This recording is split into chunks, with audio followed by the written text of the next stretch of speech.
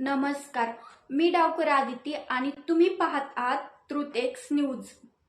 दक्षिण भारताच्या राजकारणातून एक अशी बातमी समोर आली आहे जिने संपूर्ण देशाच्या राजकीय वर्तुळात खळबळ उडवून दिली आहे।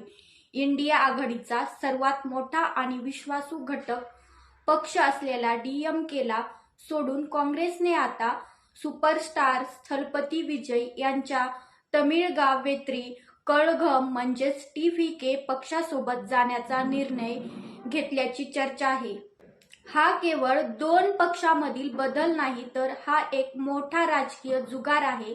राहुल गांधी आणि एम.के. स्टॅलिन यांची मैत्री जगजाहीर होती, मग अचानक असं काय झालं की ही मैत्री तुटली? काँग्रेसने डीएमकेचा विश्वासघात केला की ही एक मोठी राजकीय खेळी आहे? आजच्या या व्हिडिओमध्ये या सर्व प्रश्नाचे सविस्तर विश्लेषण करणार आहोत। गेल्या काही वर्षात आपण पाहिलं की एम.के. स्टॅलिन हे राहुल गांधीचे सर्वात खंबीर समर्थक राहिले होते।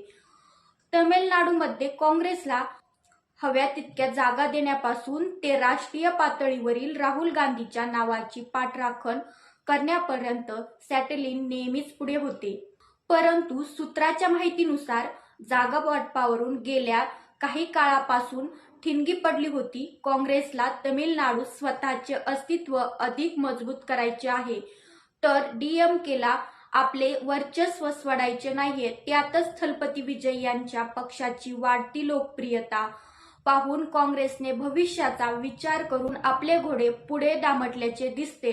राहुल गांधीचे स्टॅलिन प्रेम कमी होऊन आता ते विजयकडे वळले आहेत का, असा प्रश्न विचारला जात आहे। या परिस्थितीवर पंतप्रधान नरेंद्र मोदींनी जोरदार प्रहार केला आहे। मोदींनी वारंवार आरोप केला आहे की काँग्रेस ज्या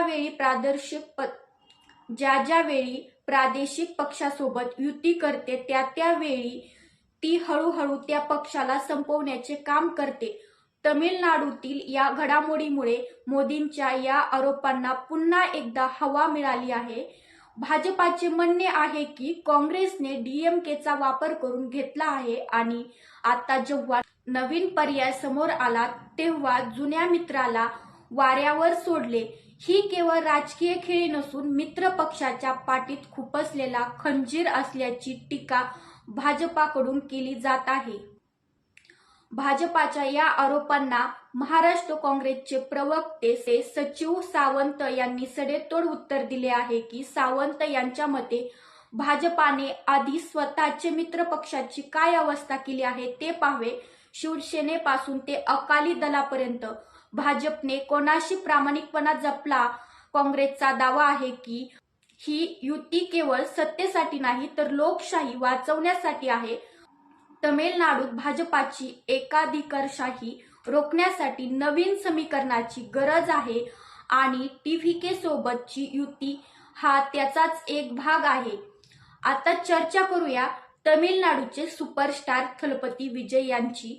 विजय यांचा चाहता वर्ग प्रचंड आहे आणि तरुणांमध्ये त्यांची मोठी एक क्रेज आहे। भाजपा तमिळनाडू पाय रोखण्यासाठी के अण्णामलाई यांच्या नेतृत्वाखाली प्रयत्न करत आहेत, पण आता काँग्रेस आणि टीव्हीके एकत्र आल्यास भाजपाची मते विभागली जाण्याऐवजी यांच्याकडे वळण्याची शक्यता आहे। विजय यांची स्वच्छ प्रतिमा आणि काँग्रेसचा राष्ट्रीय अनुभव यामुळे हे समीकरण तमिळनाडूत भाजपासाठी चेकमेट ठरू शकतं। काँग्रेसला इथे स्वतःचा विस्तार करायचा आहे आणि विजय यांना राष्ट्रीय राजकारणाची साथ हवी। हे सर्व का घडतंय याचे उत्तर आहे 2019च्या लोकसभा निवडणुका। उत्तर भारतात भाजप मजबूत असलं तरी दक्षिण भारतात त्यांना अजूनही अपेक्षित यश मिळालेलं नाही। कर्नाटक आणि तेलंगणा सोडून इतर राज्यात भाजपला मोठा संघर्ष करावा लागतोय। काँग्रेसला माहिती आहे की जर त्यांनी दक्षिण भारतात आपल्या जागा वाढवल्या तर केंद्रातील सत्ता मिळवणे सोपे होईल। म्हणूनच डीएमके सारख्या प्रस्थापित पक्षावर अवलंबून न राहता नवीन आणि तरुण नेतृत्वाला विजय सोबत घेऊन नवीन मतदार वर्ग जोडण्याचा हा प्रयत्न आहे। हा सत्ता संघर्ष केवळ तमिळनाडूपुरता मर्यादित नाही, तर तो 2019ची दिल्ली गाठण्याची तयारी आहे. तर मित्रांनो, तमिळनाडूच्या या राजकीय नाट्यात शेवटी कोणाचा विजय होईल येणारा काळच ठरवेल. पण एक गोष्ट निश्चित आहे की काँग्रेसच्या या निर्णयामुळे दाक्षिणात्य राजकारण पूर्णपणे बदलणार आहे. तुम्हाला काय वाटतं? काँग्रेसने डीएमकेची साथ सोडणे योग्य होते का? थलपती विजय आणि काँग्रेसची ही जोडी भाजपाला रोखण्यात यशस्वी होईल का? तुमची मते आम्हाला कमेंट्स बॉक्समध्ये नक्की कळवा. व्हिडिओ आवडला असेल तर लाईक आणि अशाच सखोल विश्लेषणासाठी आमच्या चॅनलला सबस्क्राईब करा. धन्यवाद.